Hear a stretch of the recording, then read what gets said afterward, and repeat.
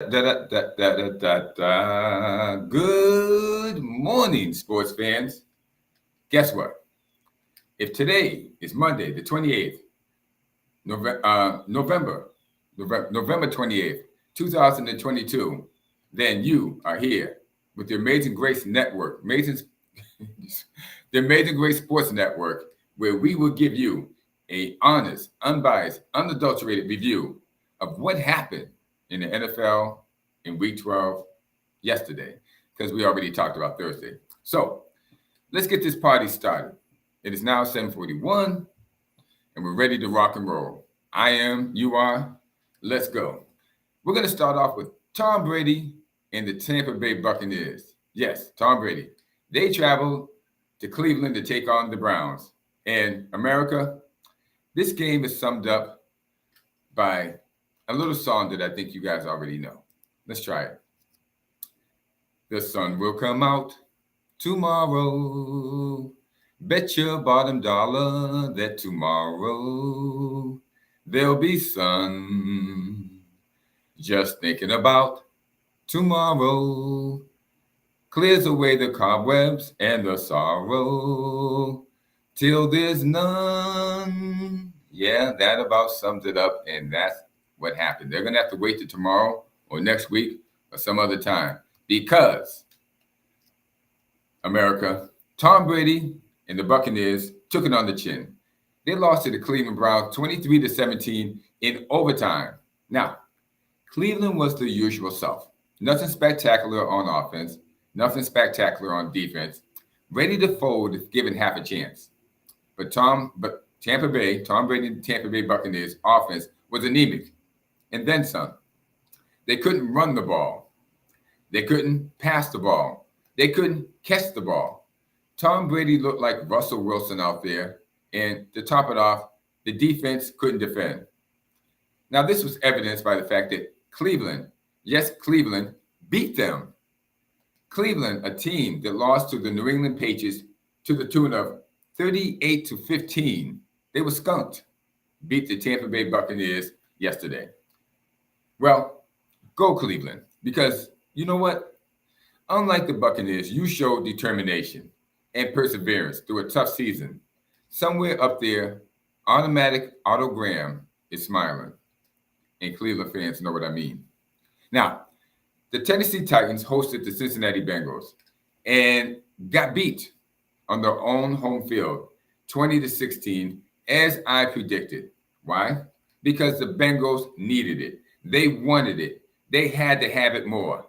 They are in a dogfight with the Ravens in that division to see who's going to come out on top.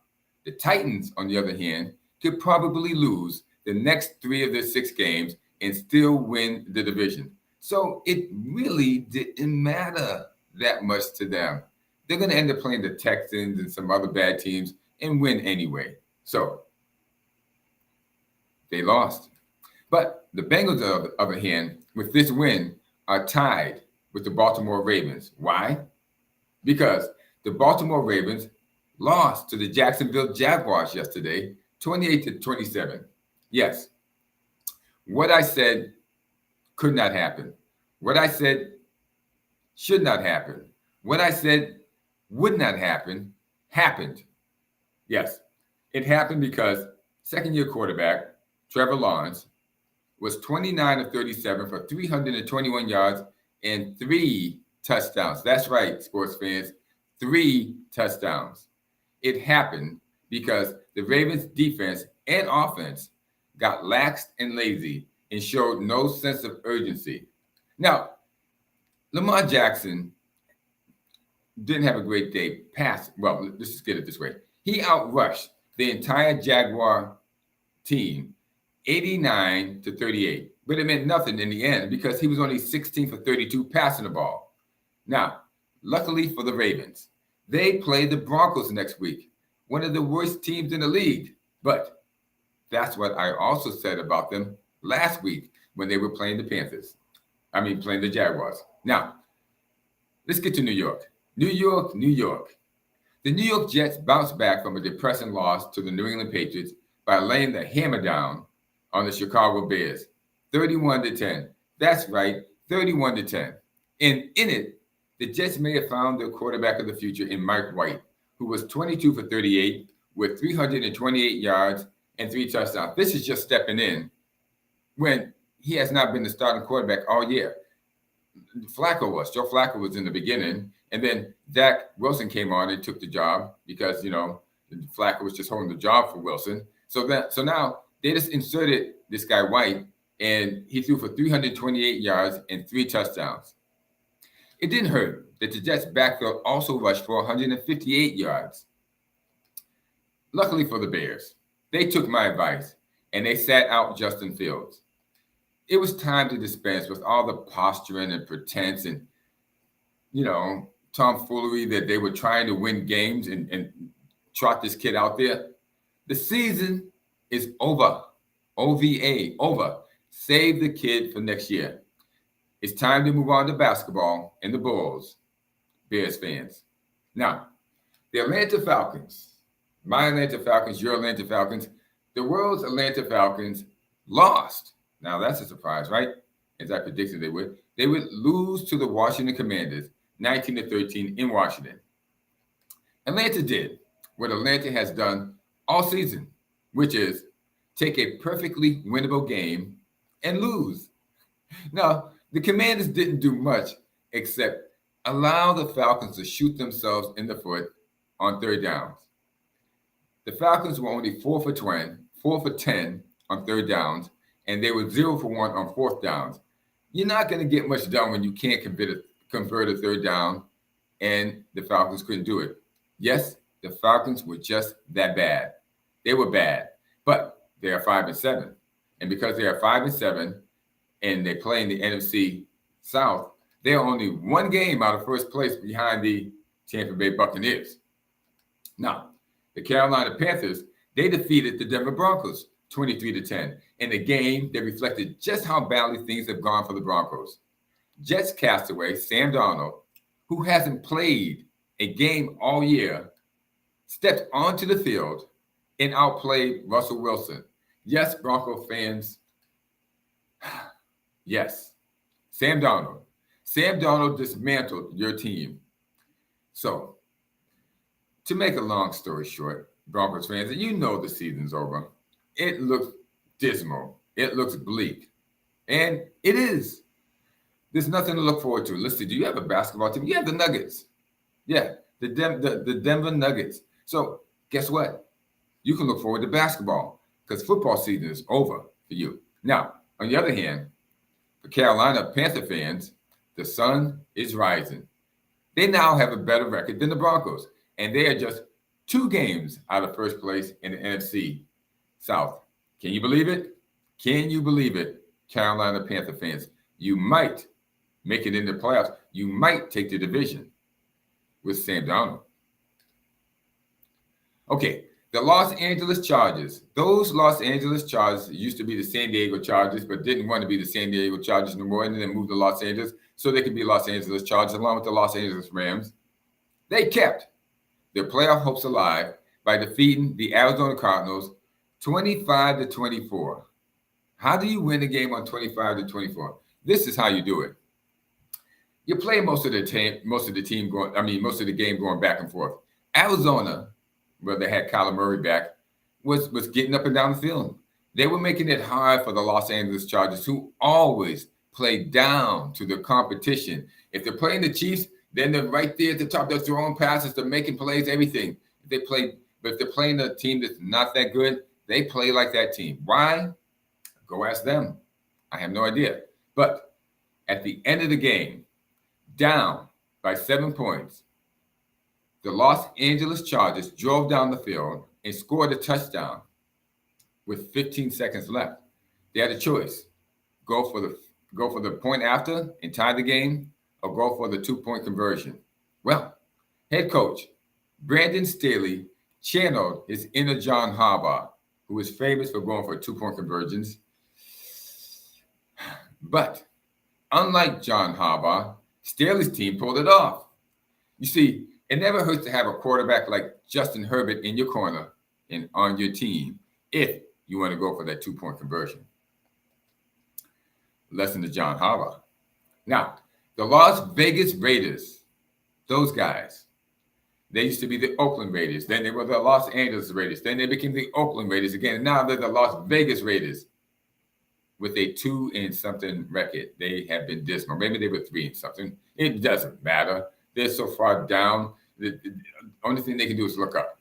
Anyway, they shellacked the Seattle Seahawks. That's right. You heard it. Shellacked them. 40-34. Yes, I said it. The Las Vegas Raiders defeated the Seattle Seahawks 40-34. How did they do it? Was it their $50 million man, Derek Carr, quarterback, having a phenomenal game? No. Was it their big prize free agent, Devontae Adams, having a great receiving game? No. It was because third-year running back Josh Jacobs had a phenomenal game, running and receiving. He ran the ball 33 times for 229 yards. He caught it another 6 times for 74 yards. What is that? Gee whiz. The guy accounted for 300 yards. One guy accounted for 300 yards. One guy. And he led the Raiders in both categories, receiving and rushing. They should have let the kid pass the ball. He probably would have passed better than Derek Carr. Anyway, essentially, Seattle was beaten by one man. And lucky for Seattle, this kid is up for free agency, I believe, at the end of this year. You might be able to get him. And then you wouldn't have to face him anymore. Look at it like that. Some lucky team is going to be happy they got him. Now, moving on. The Kansas City Chiefs took on the Los Angeles Rams. And everybody knew this game was, well, not in the bag, but, well, then again, I said the Ravens would beat the Jaguars. So who's to tell? The Rams had a chance on paper because they are playing. But they got suplexed. Pat Mahomes and the Kansas City Chiefs took the Los Angeles Rams to Suplex City, beating them 26-10. Kansas City, actually, they took it easy on them. They could have easily run up the score as it was 23-3 at halftime. 23-3 at halftime. That pretty much tells you where that game was, 23-3. Well, yeah, okay. Anyway, it was 23-3 going into the fourth quarter, but the Chiefs, they chose mercy. Mercy. They gave them mercy. And instead they worked on plays that they might use in the future, plays that no one has ever seen before, plays that probably will never see the light of day again just because they wanted to confuse future defensive coordinators in the future when it comes to scouting their games and seeing what they might run and they might not run. But they obviously were not trying to score. I think it was 20-3 in the at the half. So the game was over at the half. It was done, basically. The Rams, Sean McVay and the Rams. How the mighty have fallen. Last year, they were the darling, even though I think it was kind of given to them. They were the darling of the NFL by winning. Yeah, they won the Super Bowl. And I'm trying to think, when did the Rams win the Super Bowl before this? I can't remember when was the last time. Anyway, when they were the St. Louis Rams, back when they were the greatest show on turf. The early 90s. Yes, they won the early 90s. I think 1990 they won it. That was 30-something years ago. And since then, they had left there and went back to Los Angeles where they started, way back when, in the original NFL. It's the Los Angeles Rams, back when they had Roman Gabriel and Deacon Jones and Merlin Olsen and those guys. So the Rams were starving. They had been 30 years without a championship. Somehow it was delivered to them. And that was that, because this year they are nowhere to be found. Well, unless you look at the bottom of the standings, because they are at the bottom of the NFC West. You will find the Los Angeles Rams. That's where they are. Now, on the other side of the coin, the San Francisco 49ers used to have Crazy Leg Hirsch and I think I forget the guy's name, but they had the $1 million backfield. The old San Francisco 49ers of the NFL. They, on the other hand, are on the top of the division. But San Francisco, they worry me. They went up against New Orleans and they defeated them 13-0. 13-0. That high-powered offense that we were watching with San Francisco only came up with 13 points. Just when you think the 49ers have turned the corner and become a contender, they put up a stinker like this and barely win. Now, Kyle Shanahan is acknowledged as an offensive genius. Here's what I think is going to happen. He's going to have to really become a really, really, really good genius because he is stuck with Jimmy Garoppolo.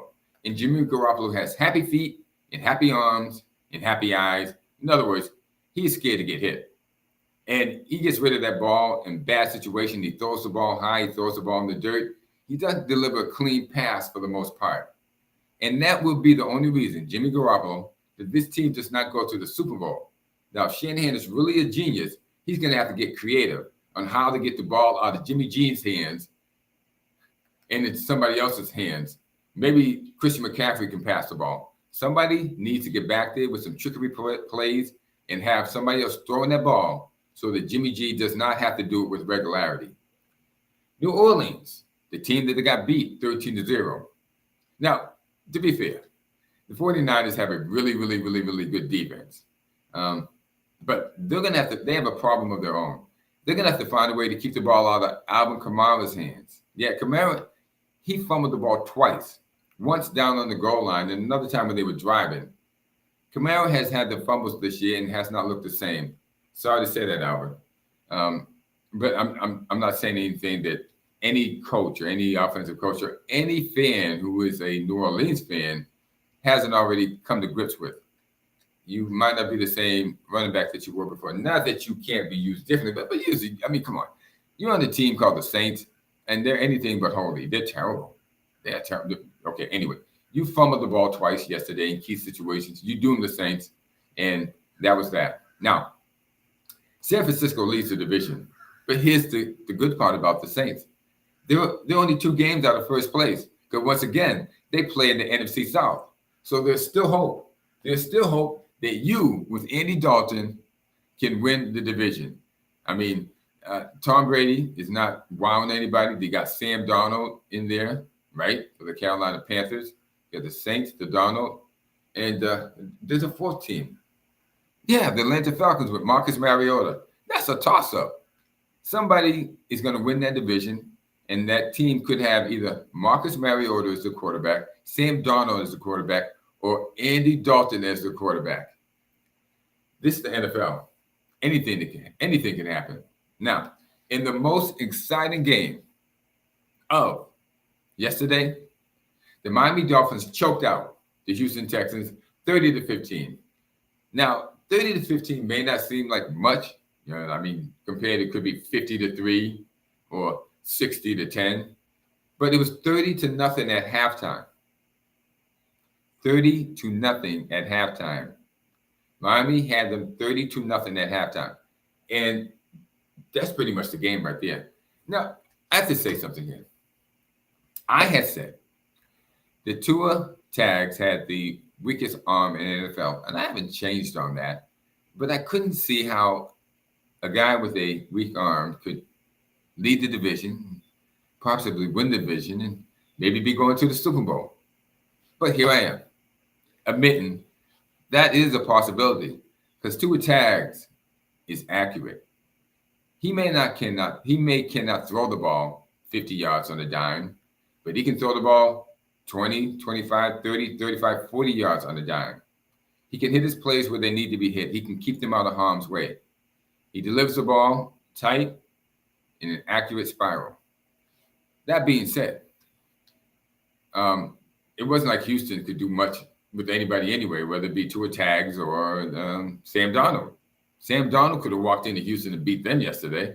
So the game was pretty much over by halftime when it was 30-0. The only thing is the clock had not run out. So Miami had to go back out there onto the field and go through the motions for another 30 minutes. It was a win-win situation. And look at it like that. How many times in life do we come across a win-win situation? Miami got what they want. They got a big win with little to no effort and no injuries. And the Texans got the loss that they were looking for and kept the worst record in the league.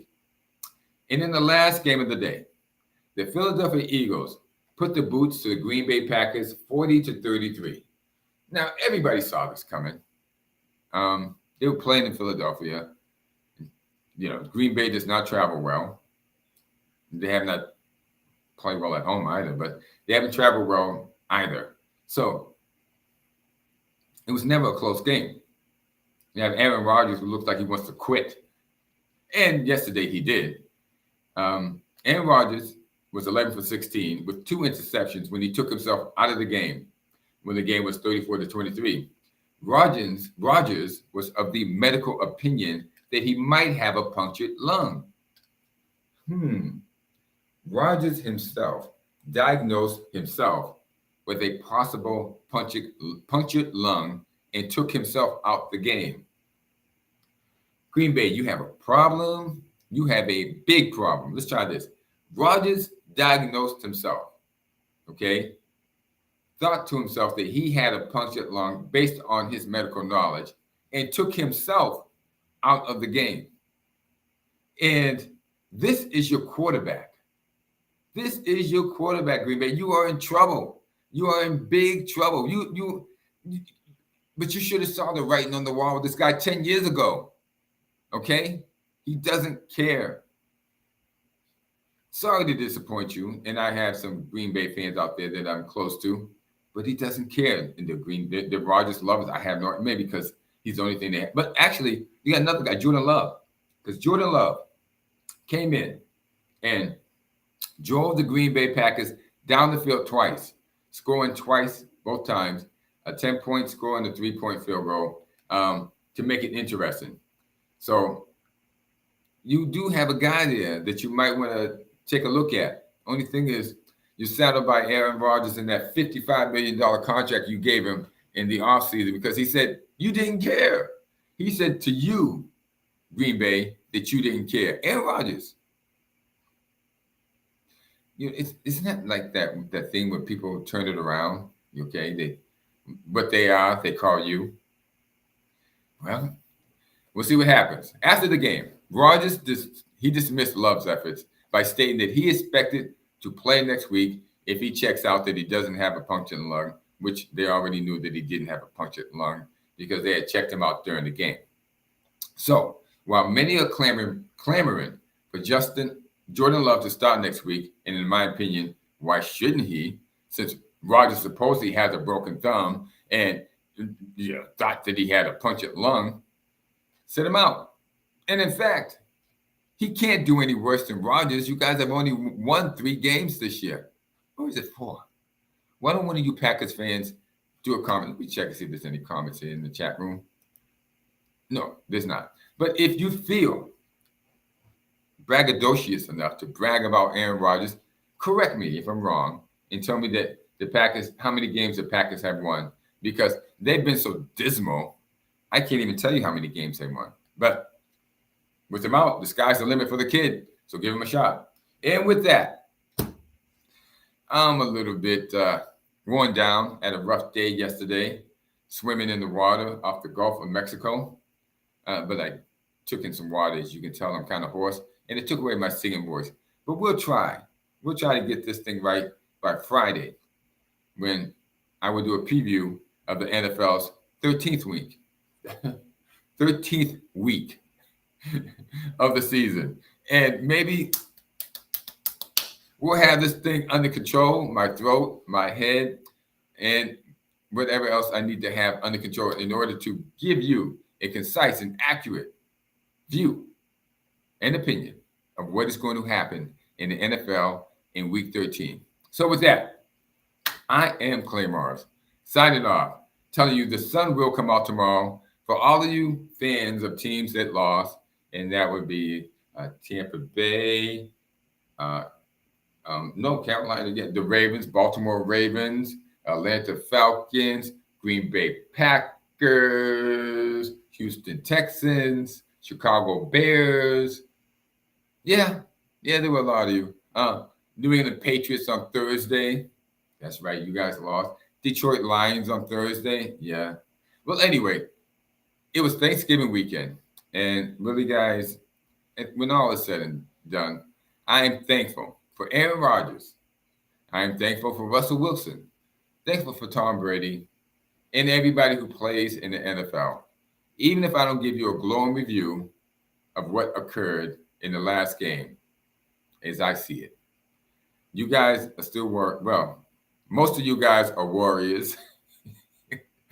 Actually, it takes a lot of courage to get out there in the football field because you got some big people trying to chase you down if you're an offensive player. And so it takes courage anyway. So you know what? You guys are warriors. Go out there and get it done. And for you fans, really, you have a lot to be thankful for. Hopefully you have a basketball team in your city or in your state that you can root for now that your season is over. And if any of you fans have a team that's playing in the NFC South, your team is still in. There's a possibility your team could win that division. That's right. Tampa Bay, Carolina, Atlanta, New Orleans, you have a chance because it's just putrid. Whatever the case may be, happy Thanksgiving. I'm glad you guys, if you listen to this, you've made it through Thanksgiving. You have a lot to be thankful for. And remember, you are the most important person in sports. And with that, this is Clay Morris signing off from the Amazing Great Sports Network saying, I will see you tomorrow on NBA Tuesday when we cover the Eastern Conference of the NBA. We cover the games of the night before, so we'll talk about what happened on Monday, but then we cover the standings, the events and occurrences of the Eastern Conference. And there are a lot of things that happen. With that, I would say goodbye, subscribe, like, comment. Where are your comments? Where are your comments? Okay? For those of you who are watching this, leave some comments. Tell me how much whatever. And if you want to actually say something, leave a comment. I'll get you on in the next podcast. I'll bring you on, buddy. I guarantee it. Trust me. With that, I say goodbye, good night, good day. Have a great Monday.